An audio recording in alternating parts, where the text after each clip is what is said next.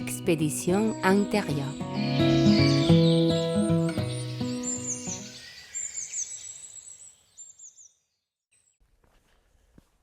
Cet épisode est particulier, ou plutôt ces épisodes le sont, parce que le sujet de l'étroiture, du passage, de la compression, de l'adaptation, du changement de monde et de ce que cela transforme en nous demandait plus d'espace. Le réduire à un seul épisode aurait été trop rapide, trop pauvre, trop injuste. J'ai donc choisi d'en faire une trilogie. 3 épisodes pour explorer ce que l'étroiture nous apprend sur le corps, sur la perception, sur le vivant, sur les transitions et sur cette manière très humaine de traverser des passages qui nous déplacent plus profondément qu'on ne l'imagine. Dans le premier épisode, nous allons entrer dans l'image même de l'étroiture, le corps, la compression, la peur, l'excitation, la lecture, l'adaptation. Dans le deuxième, nous irons vers ce que le passage change dans la perception, les repères, le temps, le regard, les récits, les mondes que l'on quitte et ceux que l'on n'habite pas encore. Et dans le troisième, nous entrerons dans l'entre-deux, ce temps de transition, les appuis, ce qui aide réellement à traverser et ce que ces passages laissent en nous. Voici donc la première partie de cette expédition intérieure autour de l'étroiture.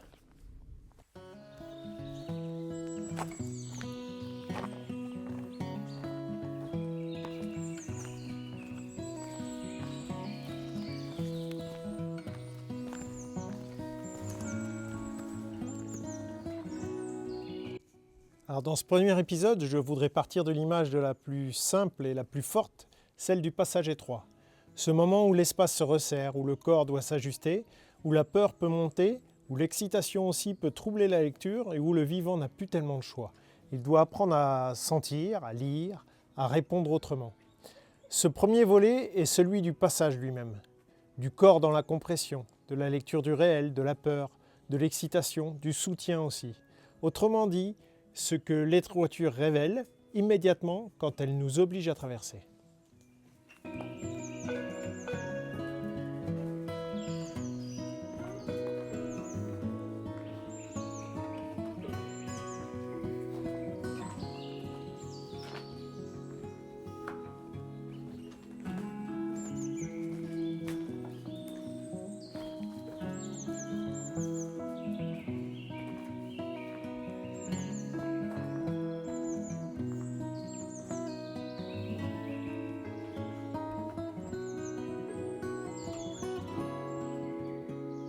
Il y a des images qui ne te quittent pas. Pas parce qu'elles sont spectaculaires, ni parce qu'elles sont exotiques, mais parce qu'un jour, tu les as vécues dans ton corps et qu'ensuite tu comprends qu'elles te disent quelque chose de beaucoup plus vaste que l'expérience elle-même. Alors pour moi, l'étroiture fait partie de ces images-là. Alors je parle ici d'un passage réel, d'un passage serré, d'un endroit où tu sens immédiatement que tu ne passeras pas n'importe comment. Un endroit où le corps comprend avant les mots que quelque chose est en train de changer. Alors en plongée souterraine, en spéléologie ou dans certains passages très resserrés, il n'y a plus beaucoup de marge. Ça tasse, ça raye, ça gratte, c'est vraiment inconfortable, parfois oppressant. Et tu sens très vite que tu ne peux pas te permettre d'y aller en force, en agitation ou en panique. Tu dois t'ajuster, tu dois respirer autrement, tu dois sentir autrement. Tu dois faire attention à la façon dont ton corps prend place dans l'espace. Tu dois presque accepter de devenir plus fin, plus précis, plus cohérent, plus présent. Parce que dans une étroiture, ça frotte, ça gratte, ça raye. Il faut être honnête avec ça. Certains passages ne se traversent pas sans trace. L'enjeu, ce n'est pas de croire qu'on va en sortir parfaitement indemne. L'enjeu, c'est d'éviter de se blesser davantage en voulant passer en force. Parce que le passage laissera peut-être une marque, oui, mais la manière de le traverser peut faire une énorme différence entre une trace intégrable et une blessure qu'on s'inflige en plus. Et ce qui me touche aujourd'hui, avec un peu de recul, c'est que cette image dépasse largement le monde souterrain, parce qu'il y a des périodes de vie qui ressemblent exactement à ça. Des moments où l'on ne traverse plus en espace ouvert, des moments où quelque chose se resserre, où l'on sent qu'on est entre deux mondes, où les anciens repères ne suffisent plus. Alors dans ces moments-là, beaucoup de choses se jouent. Le corps parle, les émotions montent, les peurs apparaissent, la perception change. Le temps lui-même peut se vivre autrement. On comprend alors que l'étroiture n'est pas seulement un passage physique, c'est aussi une expérience humaine. Et c'est pour ça que j'ai eu envie de faire cet épisode. Alors c'est pas pour raconter une plongée, c'est pas non plus pour faire le récit d'une aventure, mais parce que je crois que cette image du passage étroit dit quelque chose de très juste sur certaines traversées de vie. Ces moments où l'on ne passe pas en force, ces moments où la panique aggrave la situation, ces moments où la rigidité nous bloque. Et au fond, si je pars de cette image, c'est aussi parce qu'elle rejoint profondément ma lecture du corps. Comme ostéopathe, ce qui m'intéresse, ce n'est pas seulement l'obstacle, c'est l'état du système qui rencontre l'obstacle. Dans une étroiture, ce que l'on voit très vite, c'est ça. Est-ce que le système garde de la marge? Est-ce qu'il se rigidifie? Est-ce qu'il est en panique? Ou est-ce qu'il lie correctement l'environnement? Est-ce qu'il arrive à s'adapter sans se perdre? Et au fond, dans la vie, la question est souvent la même. Quand quelque chose se resserre, quand un monde ancien ne tient plus, quand un nouveau monde n'est pas encore habitable, dans quel état est-ce que nous traversons cela? Avec quelle respiration? Avec quelle perception? Avec quelle rigidité? Avec quelle souplesse? Avec quelle capacité d'adaptation? Et peut-être que la phrase centrale de cet épisode, c'est simplement celle-ci. Certaines périodes de vie ne se traversent pas comme un espace ouvert. Elles se traversent comme une étroiture. Car quand l'espace se resserre, le corps réagit avant même que le mental ait fini d'analyser. Le souffle change, le tonus change, la vigilance monte. Tu n'as pas encore mis des mots précis sur ce qui se passe, mais déjà quelque chose en toi s'organise autrement. Et ça, je trouve que c'est essentiel. Parce que dans les passages étroits de la vie, c'est souvent pareil. Le corps sait avant le discours qu'un seuil est en train d'être franchi. Et la première chose qui bouge souvent, c'est la respiration. Elle monte, elle devient plus haute, plus courte, moins libre. Le ventre participe moins, le diaphragme perd de l'espace. Le système se prépare davantage à tenir qu'à circuler. Et ce n'est pas un détail, parce que quand la respiration perd de la marge, tout le reste commence souvent à se modifier avec elle. Dans une étroiture, le corps cherche à se protéger. Il augmente son tonus, il se met en vigilance, il réduit le mouvement inutile, il essaye de garder le contrôle. C'est intelligent au départ, mais si cette protection devient trop rigide, elle finit par compliquer le passage. Et là, on retrouve quelque chose de très humain. Ce qui protège un moment peut aussi enfermer si ça se fige trop longtemps. Alors, on parle souvent de la peur dans ce type de passage. Et c'est vrai que la peur, elle existe. Mais il n'y a pas que la peur. Il peut y avoir aussi de l'élan, de l'envie, une forme d'excitation. Quelque chose en nous veut déjà passer, veut déjà franchir, veut déjà aller vers l'autre côté. Et ça aussi, ça modifie la lecture. Parce qu'une étroiture n'est pas seulement un lieu de blocage, c'est aussi parfois un lieu d'appel. Car oui, au fond, naître, c'est déjà passer par une étroiture. C'est déjà connaître la compression, la contrainte, le passage, avant l'ouverture vers un autre monde.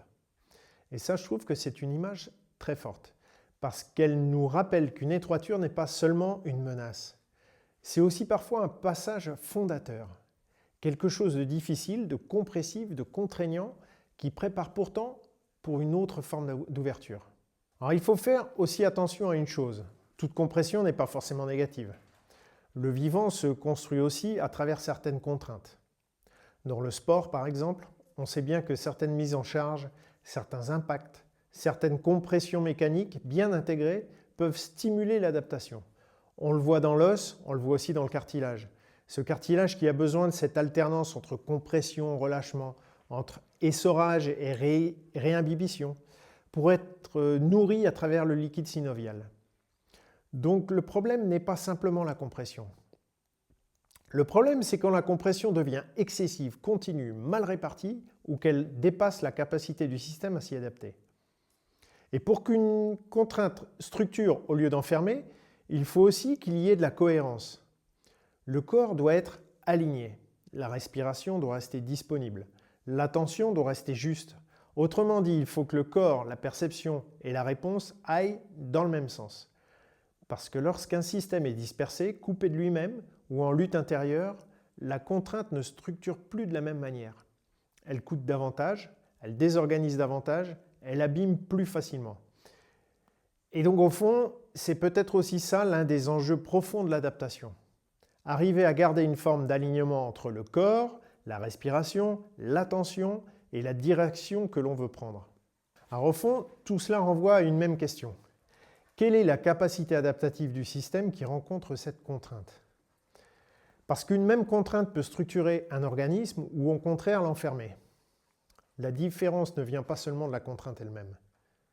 Elle vient aussi de l'état du vivant au moment où cette contrainte agit sur lui, de sa marge, de sa fatigue, de sa récupération, de son état nerveux, de son histoire et aussi de son degré d'alignement. Parce que si le système est déjà en train de compenser, s'il est déjà désorganisé, s'il est déjà en décalage avec lui-même ou avec son environnement, avec sa mécanique interne, alors sa réponse ne sera pas la même. Elle pourra être faussée, insuffisante, excessive ou simplement désadaptée. Et pour moi, c'est très important, parce que l'alignement n'est pas seulement une belle idée comme ça, c'est quelque chose qui conditionne directement la qualité de réponse du vivant. Quand le corps, la respiration, l'attention, l'énergie et la lecture du milieu vont dans le même sens, la capacité adaptative augmente. Quand au contraire, le système est déjà dispersé, en lutte, en compensation ou en contradiction interne, la capacité adaptative, elle diminue. Et là, ce n'est plus seulement la contrainte qui pose un problème. C'est le fait qu'elle tombe sur un terrain qui n'a déjà plus assez de cohérence pour y répondre justement. Alors c'est précisément là que ma lecture du bioterreno devient importante. Parce que le bioterreno, pour moi, c'est une manière de lire ce qui soutient, ce qui fragilise ou ce qui réduit la capacité adaptative du système vivant. Autrement dit, ce n'est pas seulement regarder ce qui agit sur le corps, c'est regarder dans quel état global ce corps, ce système, cette personne reçoit et filtre et répond à la contrainte, tout simplement. Est-ce que le système est mécaniquement cohérent? Est-ce qu'il respire avec assez de liberté? Est-ce qu'il a de la marge nerveuse? Est-ce qu'il est énergétiquement disponible? Ou est-ce qu'il est en accord avec son environnement ou déjà en lutte contre lui? Parce que si un organisme compense déjà sur plusieurs plans, alors sa capacité d'adaptation se réduit. Et sa réponse risque d'être moins juste, moins fine, moins efficace ou plus coûteuse. Donc au fond, le bioterreno permet de poser une question très simple. Qu'est-ce qui, dans l'état du système, augmente ou réduit sa capacité adaptative? Et pour moi, c'est une question centrale. Parce qu'un passage étroit, une contrainte, une compression, un changement de monde ne rencontre jamais un organisme neutre. Il rencontre toujours un terrain avec ses ressources, ses fragilités, ses compensations, ses marges, ses désalignements et ses possibilités d'ajustement.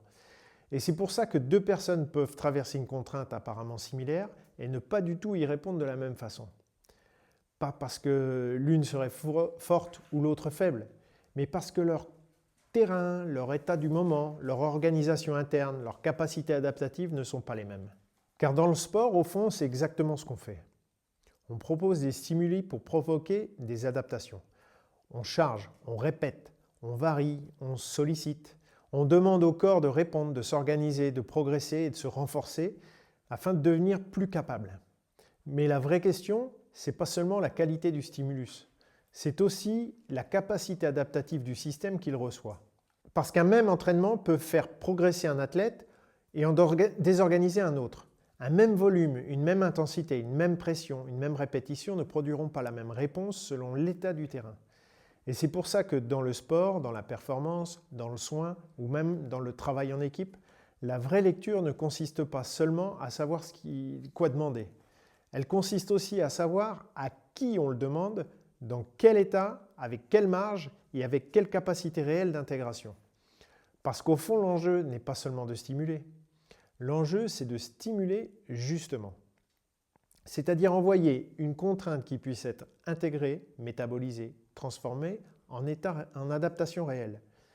Et c'est là que la lecture du bioterreno devient très concrète, parce qu'elle aide à voir si le système peut encore transformer le stimulus en progression ou s'il est déjà en train de transformer la contrainte en saturation. Et ça vaut pour un athlète, pour un sportif amateur, pour un patient, pour un groupe, pour une équipe de travail. Parce qu'un collectif aussi a une capacité adaptative. Il peut encaisser, se réorganiser, grandir ou au contraire saturer, se rigidifier ou répondre de manière désadaptée si la charge dépasse ce qu'il peut réellement intégrer.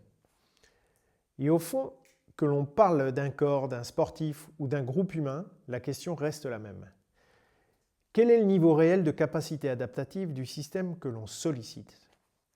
Et dans la vie, on connaît tous des moments comme ça, des moments où quelque chose se resserre, une transition, une séparation, une reconversion, une fatigue profonde, une sortie de monde, une période où l'on sent que l'on ne peut plus passer comme avant. Et souvent là aussi, le corps, il parle avant qu'on sache vraiment expliquer. Il se tend, il se ferme, il respire moins librement, il perd un peu de marge. Il sent avant nous qu'il va falloir s'adapter autrement. Et c'est pour ça que ces passages sont aussi déroutants. Parce qu'on croit parfois que tout se joue dans la tête, dans la décision, dans la volonté, dans le fait de comprendre. Alors qu'en réalité, il y a une grande partie du passage qui se joue aussi dans la manière dont le système entier est en train de vivre. Avec quelle respiration, avec quelle disponibilité, avec quelle sécurité intérieure, avec quelle cohérence, quelle capacité à ne pas se désorganiser quand l'environnement change. Et c'est là qu'on retrouve quelque chose de très simple et de très vrai. Dans certains passages de vie, ce n'est pas seulement la situation qui est difficile, c'est aussi le fait qu'elle tombe sur un système qui est déjà, avec son histoire, ses fatigues, ses compensations, ses espoirs, ses peurs et sa manière propre de rencontrer l'inconnu. Donc quand on traverse une étroiture dans la vie, ce n'est pas seulement un événement extérieur. C'est une rencontre entre un monde qui change et un organisme qui doit réorganiser sa réponse. Et ça demande du temps, de la lecture, de la présence et parfois aussi un peu plus de douceur que de vigilance. Dans une étroiture, il ne se passe pas seulement quelque chose de physique. Il se passe aussi un passage de milieu. On quitte un espace pour un autre. On passe du dehors au dedans et du dedans au dehors. On passe d'un environnement où l'on avait ses repères à un environnement où ses repères changent totalement. Et ce changement-là, il est énorme. Parce qu'on ne fait pas que traverser un passage. On change de monde. On change de lumière, on change de volume, on change de sensation, on change de lecture. Mais surtout, on change d'état. Parce qu'un passage comme celui-là nous transforme forcément. Il modifie notre respiration, il modifie notre vigilance, il modifie notre rapport au temps, il modifie notre manière de sentir, il modifie notre manière de répondre aussi. Et dans la vie, je crois que c'est souvent ça aussi qui nous déstabilise. Alors pas seulement la difficulté du passage, mais surtout le fait qu'après le passage, on ne retrouve pas seulement un autre espace. On n'est plus tout à fait dans le même état. Il faut réadapter sa perception, son souffle, son regard, son rythme. Il faut accepter qu'on entre dans un nouvel espace avec l'ancienne lecture, ni tout à fait avec l'ancien état intérieur. Et peut-être que c'est là une des grandes vérités de ces périodes-là. Ce n'est pas seulement un passage serré, c'est une bascule d'un monde à un autre et d'un état à un autre. Parce qu'au fond, une étroiture révèle très vite quelque chose de fondamental. Elle révèle comment un être vivant rencontre la contrainte. Elle révèle ce qui en lui garde de la marge, ce qui se crispe, ce qui s'ajuste, ce qui panique, ce qui lit juste et ce qui n'est pas encore prêt à passer de cette manière-là. Et c'est pour ça que ces passages sont si puissants. Parce qu'ils ne trichent pas, ils révèlent. Ils révèlent la qualité d'un souffle, la qualité d'une perception, la qualité d'une présence, la qualité d'une adaptation. Et peut-être qu'au fond, c'est aussi pour ça qu'ils peuvent transformer si profondément. Parce qu'après certains passages, on ne sait pas seulement qu'on a traversé quelque chose, on sait aussi un peu mieux comment on fonctionne quand le monde se resserre. Et à partir de là, une autre question commence. Non plus seulement comment supporter le passage, mais comment s'y préparer, comment le lire, comment reconnaître ce qui peut basculer et comment s'adapter quand le réel dévie du prévu. Parce que c'est souvent là que tout se joue. Et parfois aussi, c'est là que l'on découvre qu'on ne traverse pas tout seul.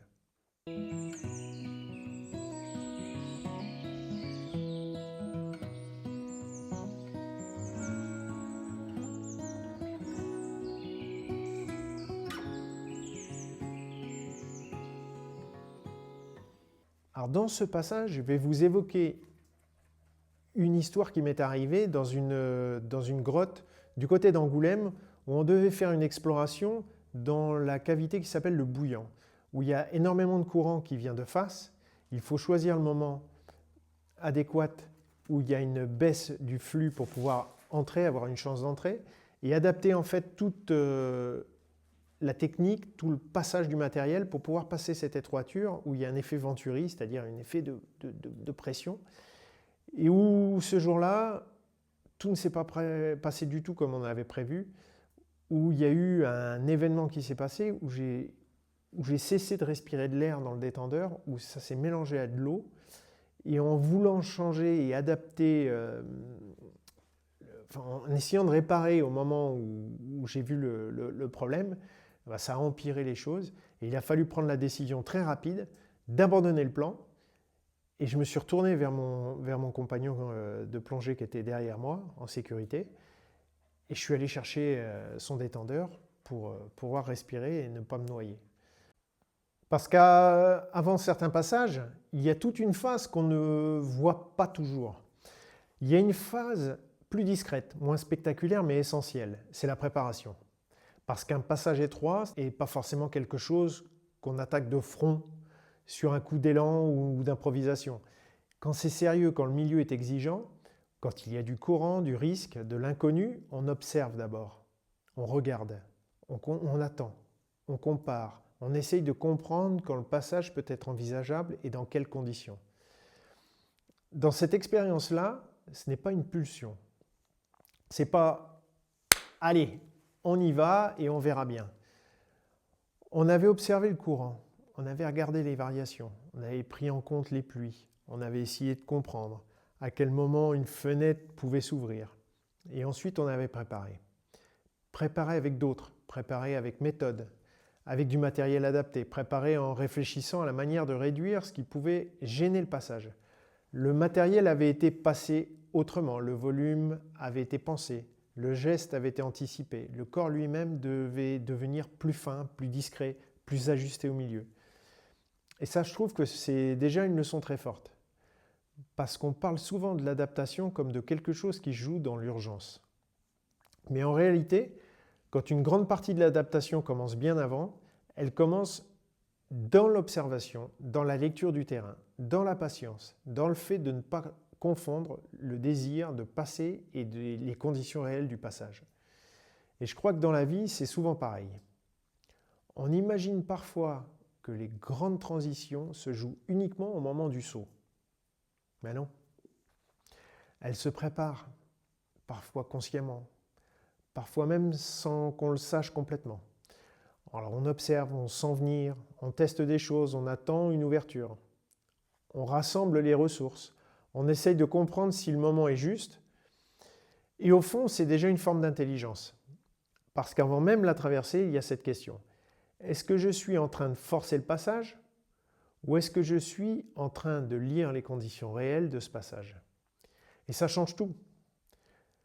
Parce que la préparation, ce n'est pas seulement prévoir le geste, c'est déjà entrer en relation plus juste avec le réel. Et pour moi, ça aussi, c'est profondément lié à la lecture du corps, à la lecture du terrain et à ce que j'essaye de mettre derrière le mot bioterrainant. Avant une contrainte, avant un passage, avant un changement de monde, la question n'est pas seulement « qu'est-ce que je veux faire ?» La question, c'est aussi « dans quel état suis-je ? Dans quel état est le milieu ? Et quelles sont les vraies conditions de cette traversée ?» Et parfois, la qualité de la traversée se joue déjà là, dans cette préparation silencieuse. Et pourtant, même quand un passage est préparé avec sérieux, le réel garde toujours une part d'imprévu. C'est peut-être même l'une des leçons les plus importantes. On peut observer, on peut anticiper, planifier et réduire les risques, mais on ne supprime jamais totalement la part vivante du réel. Dans cette histoire, tout avait été pensé pour que l'entrée dans cette grotte à fort courant soit la plus cohérente possible. Et malgré ça, ce n'est pas le grand danger attendu qui a tout fait basculer. Ce n'est pas un effondrement spectaculaire, ce n'est pas une erreur grossière, ce n'est pas un manque de préparation.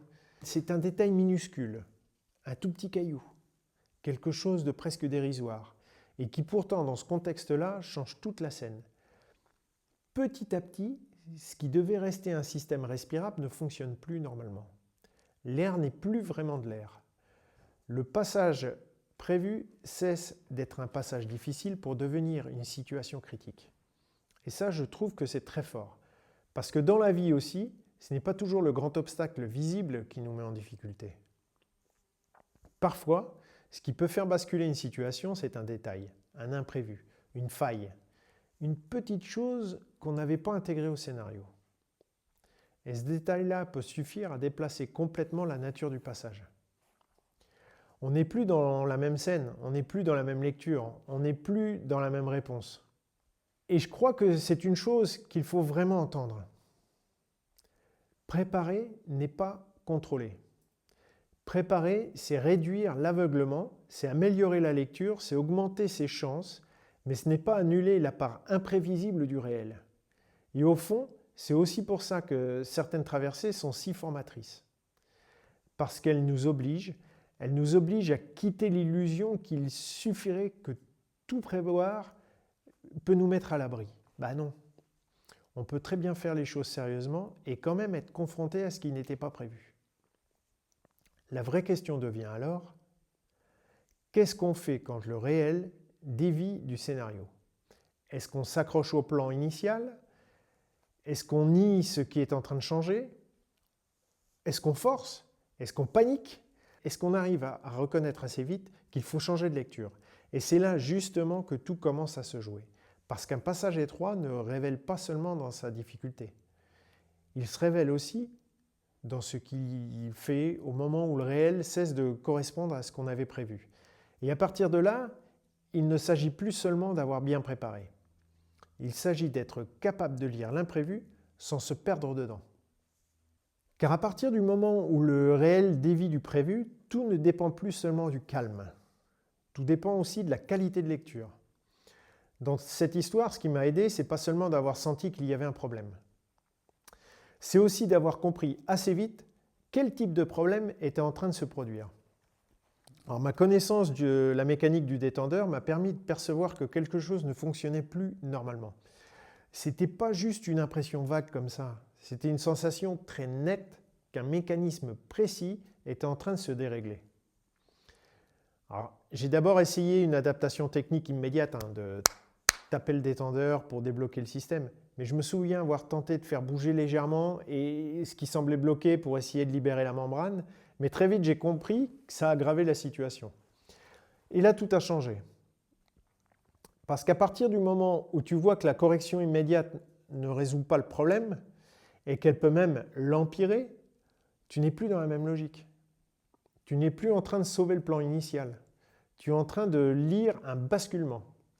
Et cette lecture-là, elle est décisive. Parce qu'au fond, dans certaines situations, la vraie compétence ne consiste pas seulement à savoir. Elle consiste à avoir intégré ce savoir. Ça va au point qu'il devienne une lecture du réel. Pas un savoir rangé dans sa tête. C'est un savoir approprié, incorporé, un savoir qui permet de reconnaître vite quand quelque chose sort du fonctionnement normal. C'est d'ailleurs très proche de ce qui se passe aussi dans le sport de haut niveau. Avant une course, il y a un briefing, il y a une stratégie, des scénarios, des consignes. Tout cela est très utile. Mais une fois dans la course, le réel ne suit pas toujours le plan, même très souvent pas du tout. Et ce qui distingue souvent les vrais champions, ce n'est pas seulement leur capacité à appliquer ce qui avait été prévu, c'est leur capacité à sentir la course et à lire ce qui change, à reconnaître que le scénario dévie et à adapter leur réponse au réel pour en tirer le meilleur résultat possible. Parce qu'au fond, là encore, la vraie compétence ne consiste pas seulement à exécuter. Elle consiste à lire juste. Ça me fait penser aussi à quelque chose que j'aime beaucoup dans les travaux de Bernard Andrieux autour de l'immersiologie. C'est cette idée qu'une connaissance du corps, du mouvement, du vivant, quand elle est vraiment intégrée, elle ne reste pas un savoir extérieur. Elle devient une capacité à sentir, à lire, à reconnaître ce qui est en train de se passer. Et je retrouve cela aussi dans ma pratique d'ostéopathe. Il m'est arrivé, face à un patient, de sentir très nettement que quelque chose ne collait pas. Pas simplement une difficulté banale, pas simplement une variation inhabituelle, mais un signal qui sortait du cadre habituel et qui dépassait clairement mon champ direct d'intervention. Dans ces moments-là, la vraie compétence n'est pas de vouloir tout gérer soi-même. La vraie compétence, c'est de reconnaître rapidement qu'on n'est plus dans quelque chose de simple, qu'il y a un danger possible, qu'il faut changer de logique, orienter, passer le relais, demander un autre niveau d'examen, accepter que la justesse consiste parfois à ne pas insister dans le mauvais registre. Et je crois que c'est une grande leçon pour beaucoup de passages de vie. Parce qu'on peut rester trop longtemps dans une ancienne lecture, dans un ancien scénario, dans une tentative de correction qui n'est plus adaptée. Alors qu'à un moment, la maturité consiste à sentir, alors là, ce n'est plus une petite variation. Là, on est en train de sortir du cadre habituel. Là, il faut lire autrement et peut-être répondre autrement. Et il y a aussi un moment où il faut comprendre que l'adaptation immédiate a une limite. Au début, on essaye d'ajuster. C'est normal. On essaye de corriger, on cherche une solution rapide. On espère encore que le problème va rentrer dans quelque chose de gérable. Mais parfois, c'est plus possible. Et ce moment-là, il est décisif. Parce qu'à partir du moment où tu comprends qu'il n'y a pas de solution adaptative rapide et que de continuer de t'acharner te rapproche d'un point de non-retour, la question change complètement. Tu n'es plus là pour sauver la mission. Tu es là pour préserver l'essentiel. Et ça, c'est une bascule intérieure très forte. Parce qu'il faut renoncer. Il faut renoncer au plan, renoncer à l'objectif initial, renoncer à l'idée que tu vas quand même réussir à passer comme prévu. Et je crois que c'est une leçon immense. Parce que dans beaucoup de situations, on confond encore le courage avec l'empêtement. On croit qu'être fort, c'est continuer, insister, s'accrocher, ne pas lâcher. Alors qu'il y a des moments où continuer, ce n'est plus du courage, c'est une erreur de lecture. Et parfois, ça devient même un danger. Alors dans cette scène-là, ce qui était en jeu, ce n'était plus la réussite du passage, c'était la vie. Et à partir de là, la seule décision était une décision radicale. Abandonner la mission et basculer immédiatement dans une logique de sauvegarde. Et au fond, je retrouve ça aussi dans l'ostéopathie. Parce qu'en clinique, il y a des moments où la justesse ne consiste pas à faire plus. Elle consiste à reconnaître qu'on est arrivé au bord de ce qui est juste, au bord de ce qui est sûr, au bord de ce qui relève encore de notre champ de compétences. Et à partir de là, la bonne réponse n'est plus de manipuler, de chercher encore ou de vouloir absolument résoudre. La bonne réponse, c'est parfois de s'arrêter, d'orienter, de protéger et de passer le relais. Et je trouve ça aussi dans le cyclisme de haut niveau. Il y a des jours où l'objectif initial était une victoire, un classement, une étape à jouer, un plan tactique bien précis. Mais la course change, le corps change, le terrain change, l'état du coureur change. Et à un moment, le vrai sens de la décision n'est plus de sauver le scénario du matin, c'est de sauver l'essentiel. La santé, la récupération, la suite de l'épreuve, la saison, ou parfois même simplement l'intégrité du coureur. Et c'est là que la lecture du bioterreno devient précieuse. Parce que le bioterreno, il oblige à regarder les choses autrement qu'avec l'objectif brut. Il oblige à se demander dans quel état est le système, quelle marge lui reste-t-il? Est-ce qu'il peut encore intégrer ou est-ce qu'on est déjà en train de lui demander de payer trop cher? Autrement dit, la bonne décision ne dépend pas seulement de ce qu'on voulait faire. Elle dépend aussi de l'état réel du vivant au moment où on veut encore lui demander de le faire. Et ça, pour moi, c'est une grande leçon du soin, du sport et de la vie. Parce qu'au fond, la compétence ne consiste pas toujours à agir davantage. Elle consiste aussi à savoir quand il faut changer de logique pour préserver l'essentiel. Et ça demande de la lecture, de l'humilité et une vraie fidélité au vivant. Parce qu'il y a des moments où préserver l'essentiel est plus juste que de poursuivre un objectif qui n'est plus tenable. Et ça vaut dans une grotte, ça vaut dans le soin, ça vaut dans le cyclisme et ça vaut dans certaines transitions de vie. Il y a des moments où la maturité consiste à comprendre qu'il faut arrêter de vouloir sauver le scénario initial. Pas par faiblesse, pas par renoncement ou au sens pauvre, mais parce que l'essentiel n'est plus au même endroit. Il y a des moments où préserver la vie, la santé, la lucidité, la dignité, la capacité à respirer comptent davantage que réussir coûte que coûte ce qu'on avait imaginé au départ. Et ça, ce n'est pas abandonner. C'est lire juste. C'est reconnaître qu'un passage a changé de nature. Et qu'à partir de là, la réponse juste n'est plus la même. Et il y a aussi une autre lecture très importante dans ce type de passage. C'est qu'on ne traverse pas tout seul. Dans cette scène-là, ma capacité adaptative ne s'est pas jouée seulement dans ma lecture, dans mon calme ou dans ma décision. Elle s'est jouée aussi dans la présence de l'autre. Dans le fait qu'il y avait un collègue derrière moi et dans le fait qu'il pouvait être là, dans le fait qu'au moment critique, même s'il n'a pas tout de suite compris, j'ai pu aller chercher chez lui ce qui me manquait pour rester en vie, son détendeur. Et lui aussi, à ce moment-là, il a dû s'adapter, aller chercher son secours. Et donc, ce qui nous sauve, parfois, ce n'est pas seulement notre ressource intérieure, c'est aussi la qualité du soutien extérieur. Et je crois que c'est une idée très importante à redire, parce qu'on a souvent une vision un peu pauvre du courage, comme si traverser quelque chose devait forcément se faire seul, comme si demander de l'aide diminuait la valeur du passage, comme si s'appuyer était une faiblesse, alors que non. Dans certains passages, demander de l'aide fait partie de l'intelligence adaptative. Parfois, il faut une présence, parfois il faut un regard extérieur, il faut un soutien psychologique, ou il faut un soutien physique, parfois il faut un thérapeute, parfois il faut simplement quelqu'un qui t'aide à retrouver du souffle, de la marge, ou une lecture plus juste. On l'a vu aussi dans des histoires extrêmes, comme le sauvetage de la grotte de Tham Luang en Thaïlande. Ce qui a permis à ces jeunes joueurs d'une équipe locale de football piégés avec leur entraîneur par la montée des eaux de revenir à la vie. Ce n'était pas seulement leur courage. Ce qui s'est passé, c'est qu'il y ait une chaîne de soutien, de compétences, de présence, de coopération, de décisions justes, de complémentarité humaine. Et derrière cette chaîne, il y avait des hommes comme Rick Stanton, John Volontaine et Richard Harris qui ont incarné justement cela. La compétence, le calme, la lecture du réel et le soutien sans lequel le passage du retour n'aurait pas été possible. Et je crois que c'est une grande vérité sur l'être humain. L'Homo sapiens ne s'est pas développé seulement par la force brute. Il s'est développé aussi par le lien, par l'entraide, par la coopération, par la complémentarité. Autrement dit, dans certains passages, la force humaine n'est pas solitaire, elle est relationnelle. Et ça rejoint profondément ce que j'essaye de lire à travers le Bioterreno. Parce qu'un système vivant, ce n'est pas seulement défini par ses ressources internes.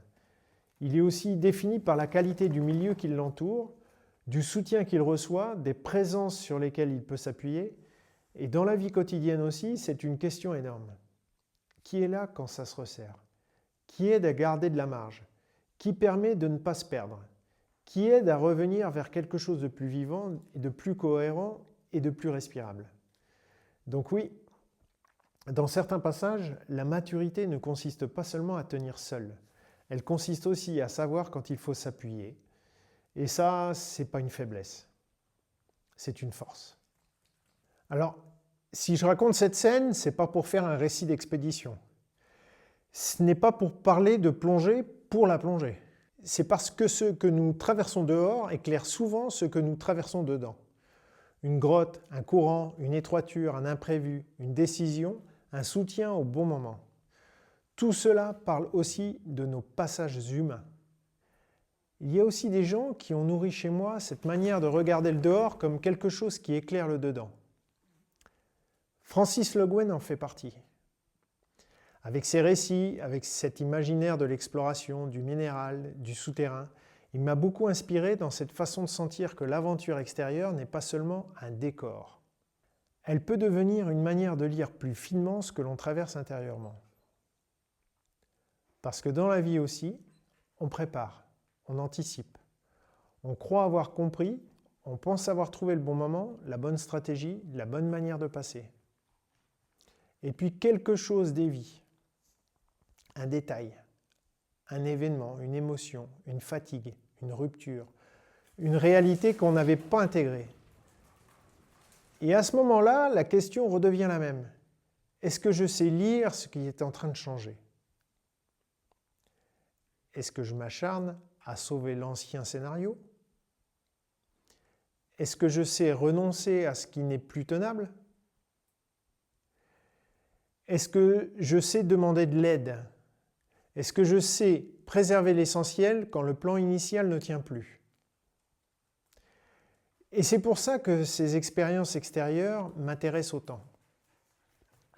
Pas pour les raconter comme des exploits, mais parce qu'elles révèlent très directement, très concrètement la manière dont un être humain rencontre la contrainte, l'imprévu, la peur, l'excitation, le changement et parfois la nécessité de devenir autre. Au fond, ce qui se joue dehors nous apprend souvent à mieux connaître ce qui se joue en nous. Et c'est peut-être pour ça que ces passages peuvent nous transformer autant. Parce qu'ils rendent visible ce qu'on met souvent plus de temps à comprendre à l'intérieur. Notre manière de nous crisper, notre manière de lire, notre manière de résister, notre manière de demander de l'aide, notre manière aussi de préserver ou de perdre l'essentiel. Et c'est là que l'expédition extérieure devient vraiment intéressante. Quand elle cesse d'être un décor, quand elle cesse d'être un exploit, quand elle devient une lecture du vivant. Alors après un passage comme celui-là, il reste toujours quelque chose. Pas seulement un souvenir, pas seulement une scène forte, pas seulement une montée d'adrénaline. Il reste une compréhension. Il reste une compréhension plus fine de ce qui se joue quand le réel dévie du prévu. Une compréhension plus fine de ce qu'est vraiment la capacité adaptative. Pas seulement tenir, pas seulement vouloir, pas seulement se battre, mais lire, s'ajuster, renoncer quand il le faut, s'appuyer quand c'est nécessaire, préserver l'essentiel. Et je crois que c'est là que ce type d'expérience devient précieux. Parce qu'elle ne nous apprend pas seulement quelque chose sur le milieu extérieur, elle nous apprend aussi quelque chose sur nous-mêmes, sur notre manière de réagir, sur notre manière de nous crisper, sur notre manière de lire, sur notre manière de demander de l'aide ou de refuser de le faire. Et peut-être qu'au fond, c'est pour ça que ces passages marquent autant. Parce qu'ils déplacent quelque chose dans notre lecture du vivant. Ils nous obligent à devenir plus fins, plus lucides, plus humbles aussi. Et à partir de là, une autre question s'ouvre. Parce qu'une fois qu'on a vu qu'un passage pouvait nous révéler à nous-mêmes, il faut aussi regarder ce que les émotions, les repères, les perceptions et le changement de milieu sont capables de faire à l'intérieur de cette traversée. Et là encore, ce que nous traversons dehors éclaire souvent ce que nous traversons dedans. Quand on parle de peur, on parle souvent d'une émotion. Mais dans une étroiture, dans un passage serré, dans un moment où le monde se resserre, la peur n'est pas seulement une émotion. C'est aussi une modification de la lecture. La peur ne change pas seulement ce qu'on ressent, elle change aussi ce qu'on voit, elle change aussi ce qu'on entend, ce qu'on anticipe, et même parfois la manière dont on habite le temps. Le souffle se raccourcit, le tonus monte, la tension se fixe, le champ perceptif se rétrécit. Tout devient plus étroit, pas seulement dehors, mais dedans aussi. Et c'est ça qui est très important à comprendre. Parce qu'à partir du moment où la peur resserre la lecture, on ne répond plus seulement à la réalité telle qu'elle est. On répond aussi à la réalité telle qu'elle commence à nous apparaître à travers cette peur. Dans un passage souterrain, ça peut être très concret. Le volume change, la lumière change, le silence aussi, la sensation de temps aussi peut changer. Quelques secondes peuvent paraître très longues. Un petit décalage peut devenir immense. Et c'est là que je repense aussi à ces expériences d'isolement en grotte comme celle de Michel Siffre. Elles montrent bien que lorsqu'on perd certains repères, la perception du temps se modifie profondément. Et ça me fait penser aussi à Jean-Claude Amezen quand il parle des battements du temps. Cette idée que le vivant n'habite pas le temps comme une ligne plate, mais à travers des rythmes, des variations, des intensités, des déformations parfois. Dans la peur, le temps lui-même n'est plus vécu pareil. Et ça, je crois que tout le monde le connaît.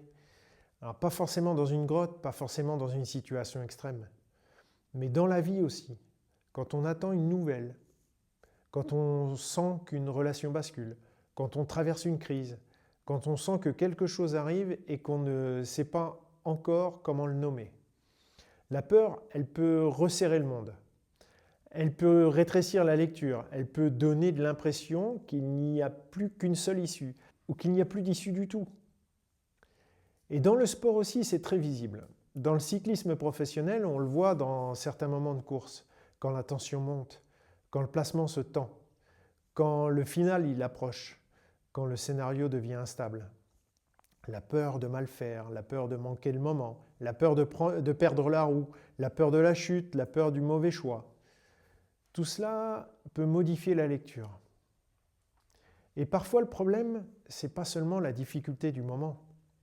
Le problème, c'est que la peur commence à rétrécir la capacité de perception. Alors pour moi, la peur mérite d'être regardée avec plus de finesse. Pas seulement comme une faiblesse, pas seulement comme quelque chose à supprimer, mais comme un état qui modifie profondément la manière dont le vivant lit son environnement. Et à partir de là, la vraie question n'est pas comment ne plus avoir peur. La vraie question, c'est plutôt comment trouver assez de souffle, assez de présence et assez de lecture pour que la peur ne décide pas seule de notre réponse. On parle souvent plus facilement de la peur que de l'excitation, parce que la peur, on l'identifie vite comme quelque chose qui peut bloquer, resserrer, faire perdre sa lucidité. Mais l'excitation, elle aussi, peut modifier profondément la lecture du réel. Et parfois, elle le fait de manière plus discrète, plus séduisante, plus difficile à repérer. Parce qu'elle donne de l'élan, elle donne envie d'y aller, elle donne envie de croire que c'est le bon moment, elle donne envie de saisir l'ouverture, de tenter de franchir, de ne pas laisser passer l'occasion. Et dans certaines situations, c'est très beau. C'est même ce qui met en mouvement.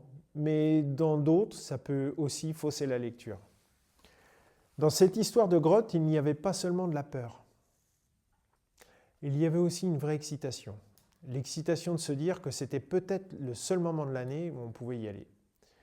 Que les conditions observées depuis quelques jours allaient enfin nous permettre de passer.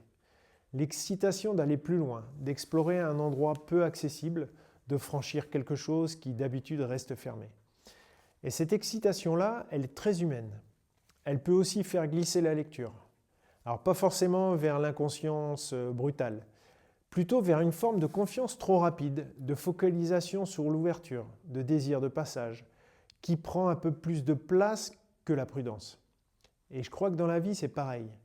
Il n'y a pas que la peur qui nous éloigne du réel.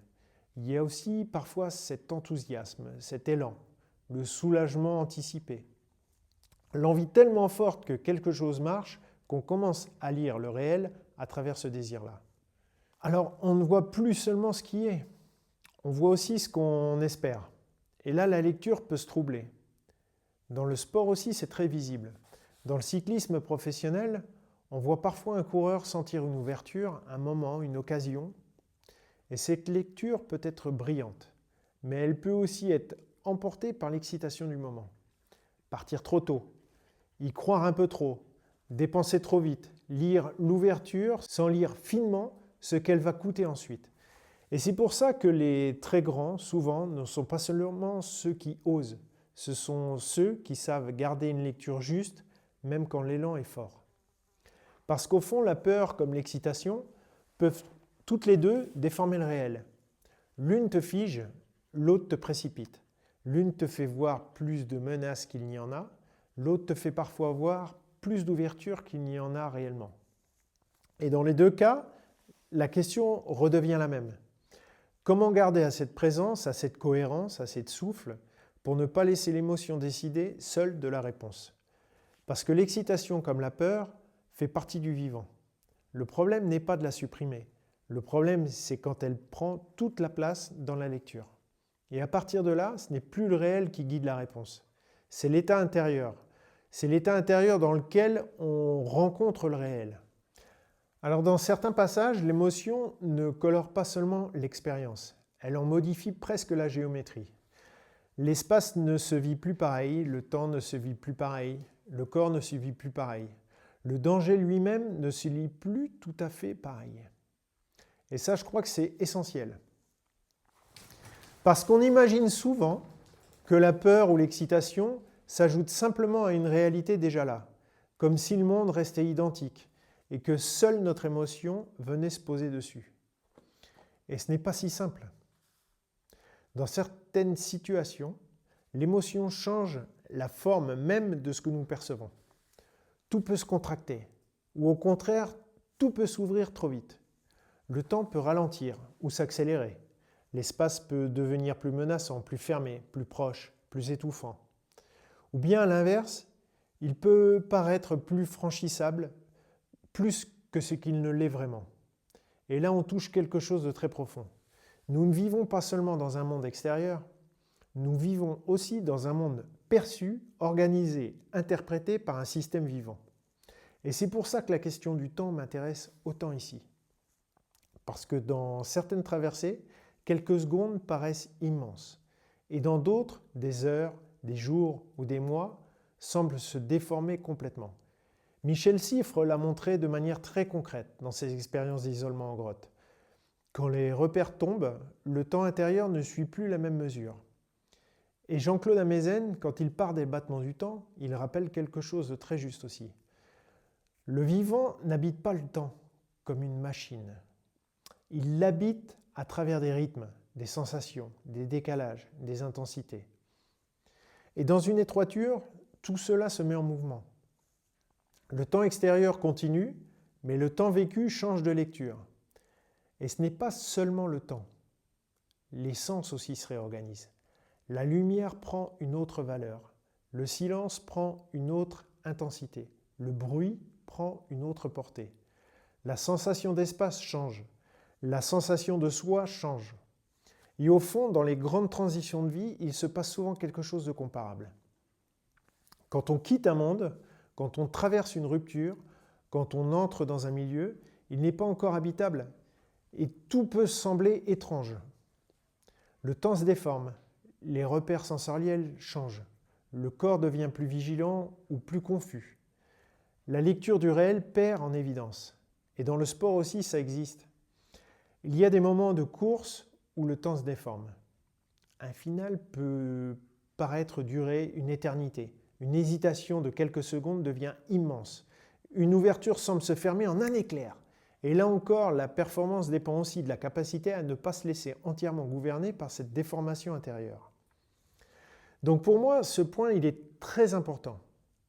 Dans certains passages, l'émotion ne perturbe pas seulement le confort intérieur, elle modifie la manière dont le monde est perçu.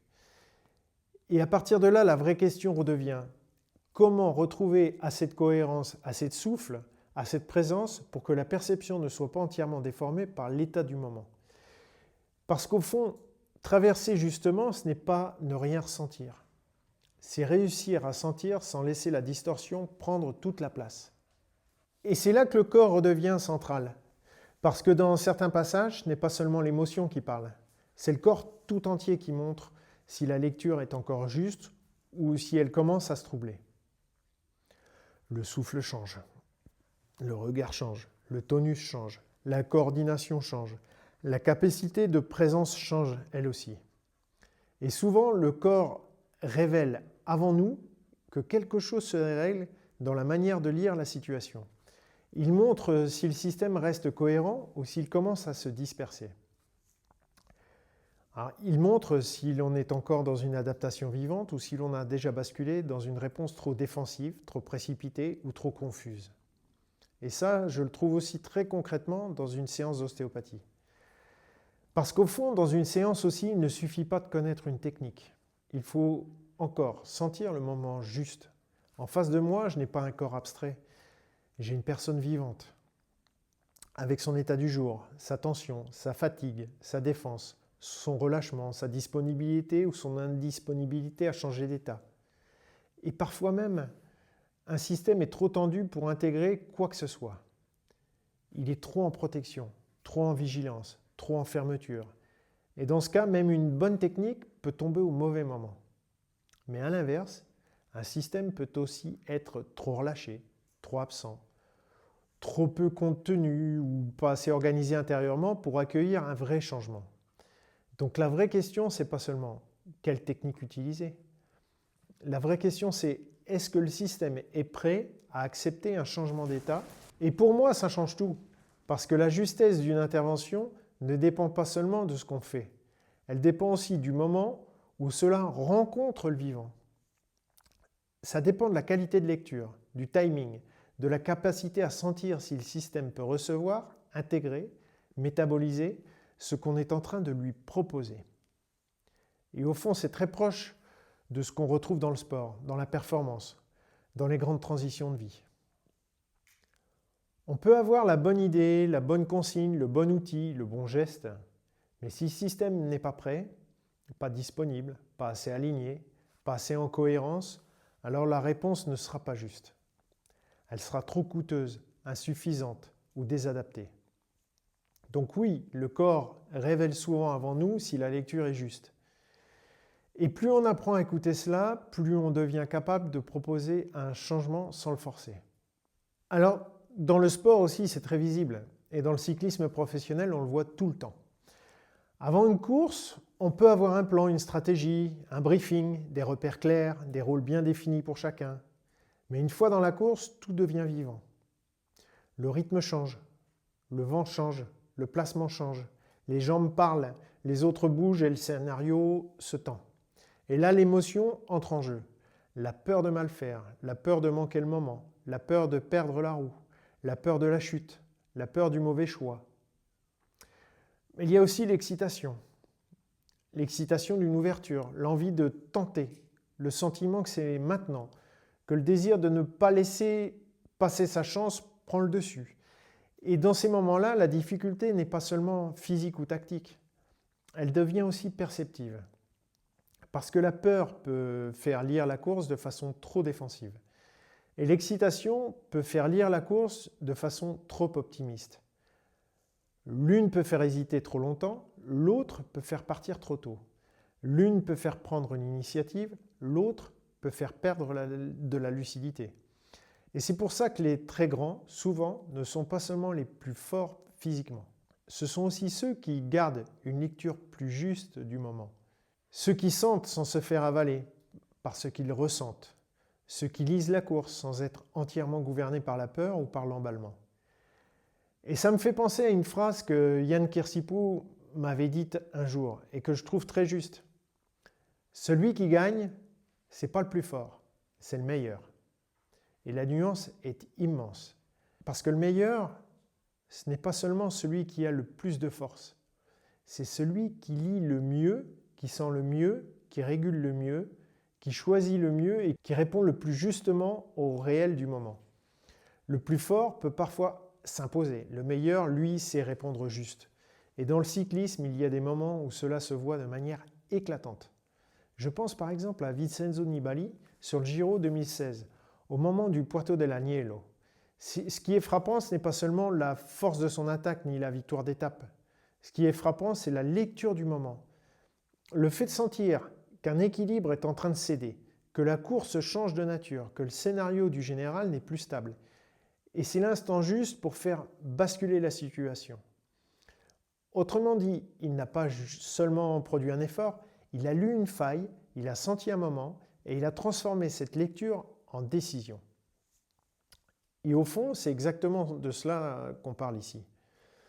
Dans certains moments, la différence ne se fait pas seulement sur la puissance. Elle se fait sur la capacité à sentir quand le réel devient fragile, instable, favorable ou dangereux. Et à répondre juste à cet instant-là. Et c'est peut-être ça aussi la maturité sportive. Pas seulement avoir du moteur, pas seulement avoir du courage, pas seulement avoir un plan, mais réussir à garder assez de souffle, de présence, à cette cohérence intérieure pour que l'émotion ne déforme pas complètement la lecture du réel. Parce qu'un final, un col, une bordure, un moment clé peuvent se jouer là-dessus. Quelques secondes, une hésitation, un emballement, une mauvaise lecture et toute la dynamique change. Donc oui, dans le sport aussi, la performance n'est pas seulement une affaire de puissance. C'est aussi une affaire de perception, de régulation et de lecture émotionnelle juste. Et ça, pour moi, c'est un point essentiel. Parce qu'au fond, ce n'est pas seulement le corps qui performe, c'est un organisme entier qui lit, qui ressent, qui anticipe et qui répond. Et au fond, ce n'est pas seulement vrai dans une grotte ou dans une course cycliste. C'est vrai aussi dans la vie de tout un chacun. Parce que beaucoup de nos décisions ne se prennent pas seulement à partir du réel. Elles se prennent aussi à partir de l'état émotionnel dans lequel le réel nous atteint.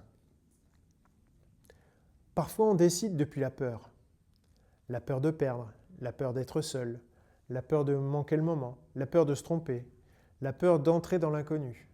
Et alors on attend trop, on recule, on se fige, on reste dans un monde qui ne nous correspond plus, simplement parce qu'il est encore familier. Et parfois c'est l'inverse. On décide depuis l'élan, depuis l'excitation, depuis l'envie très forte que quelque chose change enfin, depuis le soulagement anticipé de croire que de l'autre côté, ce sera forcément meilleur. Et là aussi, la lecture peut se troubler. On part trop vite, on projette trop, on confond l'ouverture avec la solution. On croit lire juste alors qu'on est déjà en train de lire le réel à travers notre désir. Et je crois que beaucoup de passages de vie se jouent exactement là. Dans cette décision à reconnaître si l'on est en train de répondre au réel ou à l'émotion que ce réel déclenche en nous. Une séparation, une reconversion, un départ, un engagement, une rupture avec un ancien monde, une décision familiale, un changement de lieu, un changement de rythme. Tout cela peut être juste, mais la question reste, dans quel état est-ce que je suis quand je décide ? Est-ce que je décide depuis une lecture claire ou depuis une peur qui rétrécit le monde ? Est-ce que je décide depuis une présence juste ou depuis une excitation qui embellit trop vite ce que je veux voir ? Et en tant qu'ostéopathe, je vois bien que cela apparaît aussi très clairement dans une consultation. Certaines personnes arrivent avec une demande qui semble très claire. Et quand on prend le temps de lire le corps, la respiration, le tonus, la manière d'habiter l'espace, on sent bien que le système n'est pas toujours en train de répondre depuis un endroit clair. Parfois, il est encore pris dans une peur qui resserre tout. Parfois, il est dans un élan qui veut aller trop vite vers une solution, vers un changement ou vers une sortie.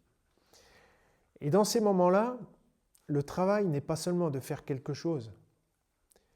Il est aussi d'aider le système à retrouver à cette présence, à cette sécurité, à cette cohérence pour que la lecture redevienne plus juste. Parce qu'au fond, dans la vie comme dans le soin, le problème n'est pas d'avoir peur. Le problème n'est pas d'être enthousiaste. Le problème, c'est quand l'émotion prend toute la place dans la lecture. Parce qu'à ce moment-là, on ne choisit plus vraiment à partir de ce qui est. On choisit à partir de la déformation intérieure que ce qui est provoqué en nous. Et c'est pour ça que certains passages demandent du temps. Pas pour retarder, pas pour fuir, mais pour retrouver assez de cohérence, assez de souffle, assez de lucidité, pour que la décision ne soit pas seulement une réaction émotionnelle. Dans la vie aussi, la vraie maturité n'est pas de devenir froid. C'est de sentir sans se laisser entièrement gouverner par ce que l'on sent. Et dans le soin aussi, c'est souvent cela qu'on cherche. Retrouver un état dans lequel le vivant peut à nouveau lire, recevoir et changer sans se perdre. Alors au fond, le but n'est pas de ne plus avoir peur. Le but n'est pas non plus de ne plus sentir d'élan, ni d'excitation, ni de désir de passage. Le vivant ressent, heureusement. Le problème n'est donc pas l'émotion en elle-même. Le problème, c'est quand elle prend toute la place dans la lecture, quand elle resserre trop le monde, quand elle l'embellit trop vite, ou quand elle décide seule de la réponse. Et c'est là que tout l'enjeu devient plus fin, parce que traverser justement, ce n'est pas devenir froid, ce n'est pas devenir neutre, ce n'est pas se couper de soi. C'est retrouver assez de souffle, assez de présence, assez de cohérence pour ce que l'on ressent n'écrase pas complètement ce que l'on perçoit. Autrement dit, le but n'est pas de ne rien ressentir, le but est de retrouver une lecture assez juste pour répondre sans se perdre. Et en ostéopathie, au fond, on recherche souvent quelque chose de cet ordre-là. Pas seulement à faire disparaître un symptôme, pas seulement à appliquer une technique, mais à recréer une condition dans laquelle le vivant peut à nouveau mieux se lire, mieux respirer, mieux sentir, mieux intégrer. Et tout cela dans ce qu'il est en train de traverser.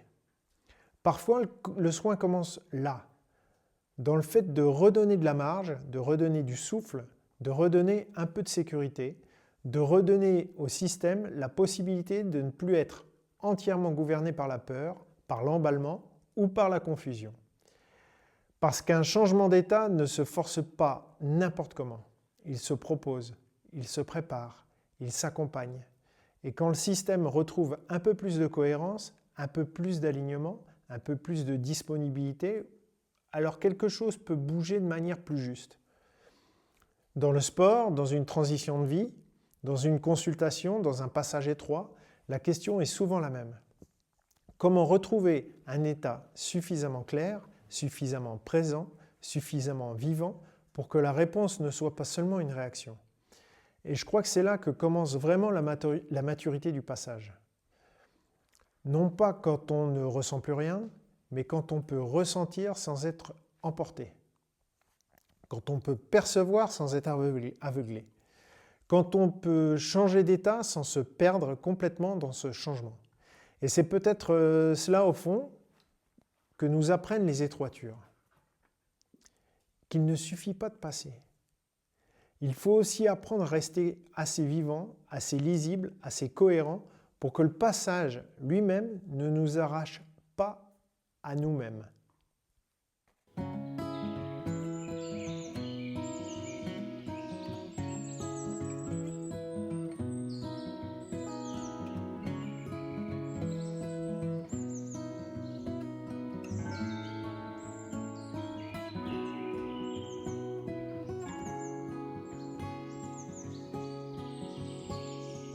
Dans cette première partie, il s'agissait surtout de sentir ce que l'étroiture fait immédiatement au corps, à la lecture, à la peur, au souffle et à la capacité d'adaptation.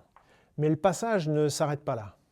Parce qu'une étroiture ne change pas seulement la manière dont on traverse, elle change aussi la manière dont on perçoit. Quand les repères tombent, quand les mondes bougent, quand le temps lui-même semble se modifier, alors autre chose commence. C'est ce que j'explorerai dans le prochain épisode de cette trilogie. Merci d'avoir suivi cette première étape et à très bientôt dans une nouvelle expédition intérieure.